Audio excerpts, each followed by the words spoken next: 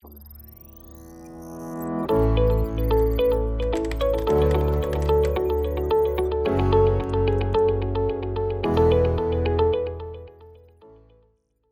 sejam bem-vindos ao Multicast número 39. Meu nome é Adriano Leite, sou responsável pela área comercial da Multi. Hoje é dia 6 de dezembro de 2022, são 11 horas e 53 minutos. Junto comigo eu tenho o Luiz Paulo Aranha e o Cássio Bruno, que são os gestores. Vamos começar, como de costume, a gente vai abrir com um cenário internacional, depois a gente aborda o cenário local e aí a gente fecha falando da performance dos fundos e como é que os fundos estão posicionados. Cássio, vamos de cenário internacional, então a gente vai avançando aí no ciclo, né? Acho que a gente vem já verbalizando isso há pelo menos 2 multicasts, né? Que a gente vem entendendo assim que o grosso do ajuste monetário está relativamente precificado, e a gente vai avançando e vai indo aí para uma trajetória de desaceleração da economia. A gente começou a ver aí alguns sinais aí no mês passado. Eu acho que junto aí com esse destaque tem também a questão da China, né? Com relação ao tratamento do Covid, se ela vai aliviar estímulo monetário, enfim. Como é que você pode resumir o mês passado e tentar traçar um prognóstico aí para frente? Bom, legal. Bom, mês passado foi um mês em que os mercados se aliviaram um pouco, né? Principalmente os mercados em que eram mais dependentes de juros e os mais dependentes de China. Então, foi um mês bom para tudo que é ligado à China, os ativos de China e ligados aos juros.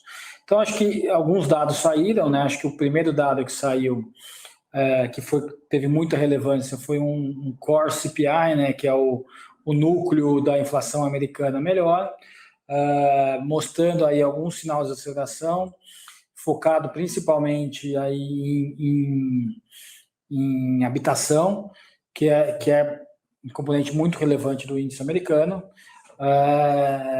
e aí deu um certo otimismo no mercado, caiu bastante as taxas de juros lá fora. Junto a isso, teve uma ata do Fed em que ele discute muito os lags, né, que é o atraso entre a política monetária e o efeito na economia, de sorte que o mercado de juros ele cedeu bastante no mês passado. Quando a gente olha para esse movimento, a gente já acha atualmente aqui que a parte de juros já foi, então aquilo que a gente vinha falando, que os juros já tinham andado bastante, que deveria ter alguma volta e o mercado ia se questionar mais, a sensação nossa é que isso já foi, e agora eu passo para a próxima parte do ciclo, que é como que vai ser a economia americana no próximo ano. Quando a gente olha para isso, a gente já vê com um pouco mais de pessimismo, né?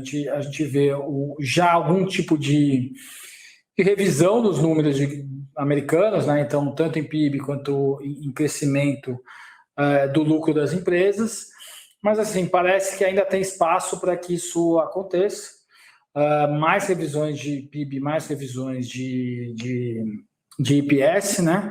Que é o lucro, e isso deixa a gente já um pouquinho menos otimista com o mercado lá fora, aguardando aí os próximos passos de economia. Então, a única coisa que a gente vê como positivo na outra ponta é que as empresas estão começando a reduzir muito o custo. Então, a gente entra num processo em que a economia como um todo vai mal, as empresas reduzem custo. Quem tem mais custo para reduzir, acho que é um beneficiário aí nos próximos meses. Então, um pouco essa ideia. A China melhorou muito, então muitas das coisas que a gente até vinha falando sobre isso, que era relacionada à eleição, então o Covid é muito relacionado à eleição, os ativos de China andaram bastante. Também estamos numa ponta aqui um pouco mais cética de quanto mais pode andar. A gente ainda tem algum posicionamento nos nossos multimercados, mas já entrando numa fase mais de ceticismo de quanto que isso pode ainda ter perna. Legal. Bora, né? O Brasil foi no caminho oposto, né? Então, sim, quando a gente gravou o último podcast, acho que a lua de mel estava começando a acabar ali, depois daquela primeira semana que o mercado se animou com a vitória do Lula, o que veio de Brasília, assim, né, em termos de discurso, bastante hostil assim, para o mercado, e a gente teve um recrudescimento enorme. Como é que você viu esse movimento? E como é que explica o preço dos ativos vis-à-vis essa piora dos fundamentos? Então, no mesmo dia, né, que saiu o CPI americano, teve um discurso do Lula que mudou bastante as expectativas de mercado. Então, antes daquele discurso, se acreditava que você teria um governo mais pragmático, e o mercado consolidou que você não vai ter, né, esse governo mais pragmático, e aí os ativos de risco corrigiram, principalmente, né, na curva de juros, que fez muito preço na bolsa, especialmente na parte não ligada a commodities, né? Então, a parte do varejo, das empresas sensíveis à taxa de juros, teve um debacle grande, né, que juntou aí uma decepção em relação, né, à expectativa da sustentabilidade fiscal do país, né? A curva chegou a precificar para o ano que vem até uma alta de juros, que a gente acha até que é pouco provável disso acontecer, mas que mudou bastante, vamos dizer, a perspectiva. Junto a isso, né, a gente começa a coletar alguns sinais de alta frequência em que a economia começou a sentir, né, o peso do juro alto, e também gerou mais apreensão no mercado. Então, quando você junta, né, incerteza em cima de incerteza, o efeito foi muito acima do que a gente estava esperando, e a gente teve um mês bastante ruim aí para o fundo de ações, que é só exposto aqui ao mercado local. Vamos então já entrar então no FICFIA, que teve um mês aí bem duro, né? Ele fechou o mês aí com uma performance de menos 14,22 contra o Ibovespa de menos 3, levando o retorno no ano para menos 9,71 versus um Ibovespa de 7,31 e 12 meses de menos 5,30 versus um Ibovespa de 10,37. Você já deu uma introdução aí falando que um dos motivos aí dessa má performance foi que a gente direcionou a carteira para ativos domésticos, Sim. né? Você consegue entrar um pouco mais em detalhes e até falar se fez alguma realocação recente aí fruto desse movimento? Então, a gente teve, né, das 6 maiores posições do fundo, 5 foram muito mal, né? Então, a única exceção aí que foi bem foi a Sabesp, que ainda continua bem descontada, e o mercado premiou um pouco com a eleição do Tarcísio e com a perspectiva de que ela possa ser privatizada no futuro próximo. Mas fora isso, a gente teve, né, lojas Renner, Americanas, BRF, Petrobras, Banco do Brasil, com perdas bastante fortes, né, e são empresas que estavam pesadas no portfólio, né? Inclusive, Renner é uma que a gente aumentou, dado que o cenário de alta de juros fica um cenário menos favorável para as empresas mais alavancadas, como, por exemplo, uma Americanas e uma BRF, que carregam mais dívida no balanço. Já uma Renner, que é caixa líquida, a gente não esperava que tivesse tamanha perda frente, né, à qualidade do balanço, à qualidade da empresa, da marca e a sustentabilidade dela para frente. Então, ela ficou com desconto, assim, fazia muito tempo que a gente não via ela negociando tão barata, dado, né, a incerteza que a gente está vendo aí no ambiente macro e no micro, né, junto com essa incerteza de que a economia pode estar desacelerando forte, sentindo vamos dizer, o efeito atrasado aí da alta da taxa de juros. Quando você tira a perspectiva dessa queda de juros para frente, o cenário fica difícil mesmo, né? Então, a gente diminuiu, né, aumentou um pouco a posição de caixa, comprou outras empresas com balanço saudável, né, com pouca dívida no balanço, e estamos reequilibrando o portfólio para seguir um novo cenário. Tá joia. Cássio, vamos agora começar do Equity Hedge. Ele fechou o mês aí com retorno de 0,5 versus um CDI de 1,02. No ano encerrado em novembro, 13,53 versus um CDI de 11,14. Em 12 meses, 17,50 versus um CDI de 11,99. Quais foram os destaques positivos e negativos, e se teve alguma mudança assim mais importante a ser comentado? Os destaques negativos, eles acabam sendo muito parecidos com o do FIA.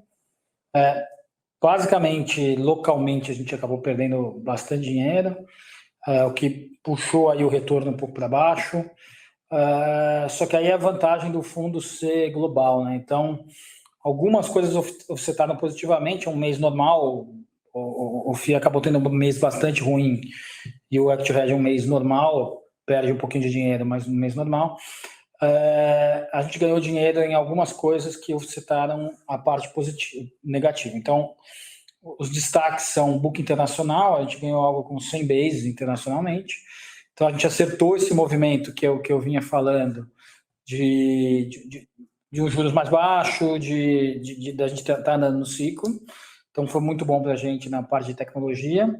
A gente acertou ao longo do mês um posicionamento mais tático, comprado internacional, comprado nos Estados Unidos, vendido em Brasil, que ajudou bastante na parte macro, e a gente acertou já localmente uma compra de Vale e venda de outras commodities. Então, a gente teve Vale contra Petro e Vale contra Suzano, que foi que foi super positivo no mês passado. E aí, quando a gente olha na parte negativa, foi bastante espalhado. Foi um monte de coisa ali, varejo perdeu em setor financeiro, perdeu em food, perdeu muita coisa. Então, é um mês normal, mas um mês que assim, a gente vem sofrendo ao longo dos últimos 2-3 meses.